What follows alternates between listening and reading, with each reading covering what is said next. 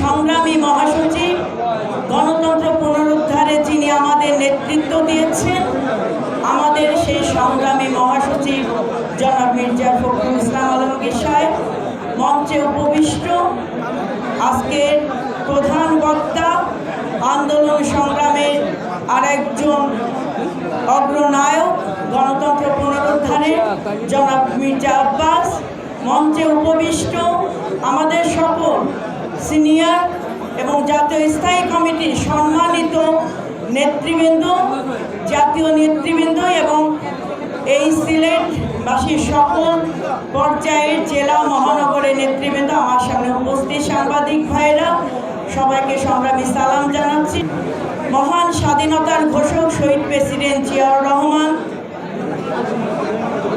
আজকে তার রুহের মাগফিরাত কামনা করে এবং বাংলাদেশের গণতন্ত্রের মা, সাবেক 3 বারের প্রধানমন্ত্রী দেশনেত্রী বেগম খালেদা জিয়া সুস্থতা কামনা করে আজকের এই দোয়া মাহফিলে আজকে আমাদের একটাই ব্রত হোক, এই পবিত্র পুণ্যভূমি সিলেট, যেখানে শাহজালাল মাজার, শাহপরানের মাজার থেকে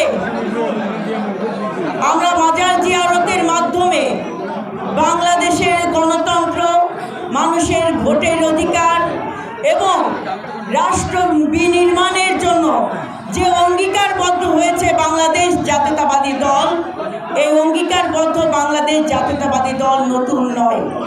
প্রিয় ভাইয়েরা, মহান স্বাধীনতার ঘোষক শহীদ প্রেসিডেন্ট জিয়াউর রহমান দেশের ক্লান্তিকালে স্বাধীনতার ঘোষণা দিয়েছেন, মুক্তিকামী জনতাকে মুক্তির পথ দেখিয়েছেন।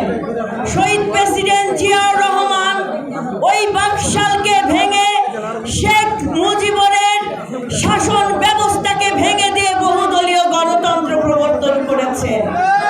প্রিয় ভাইরা, দীর্ঘ 9 বছর ফ্যাসিবাদ এরশাদের বিরুদ্ধে লড়াই করে আপসীন সংগ্রামের নেতৃত্ব দিয়ে দেশনেত্রী বেগম খালেদা জিয়া আমাদের সংসদীয় গণতন্ত্র প্রবর্তন করেছে।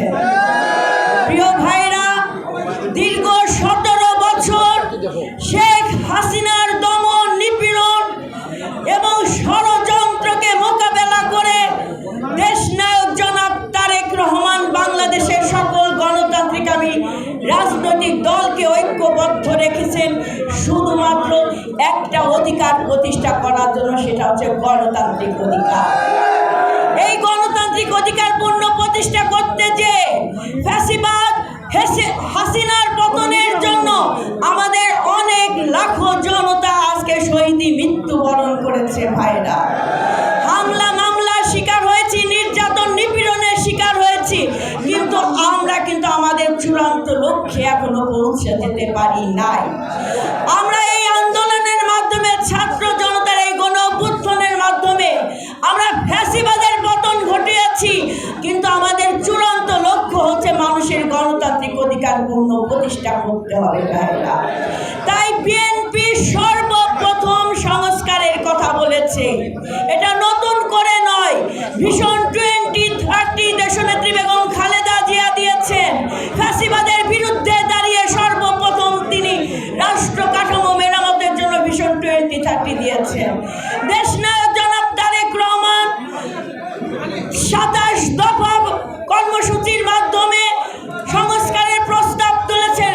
সর্বশেষ সকল রাজনৈতিক দলের মতামতের ভিত্তিতে জাতীয়ভাবে ঘোষণা দিয়েছেন 31 দফা কর্মসূচি এবং সংস্কার প্রস্তাব। তাই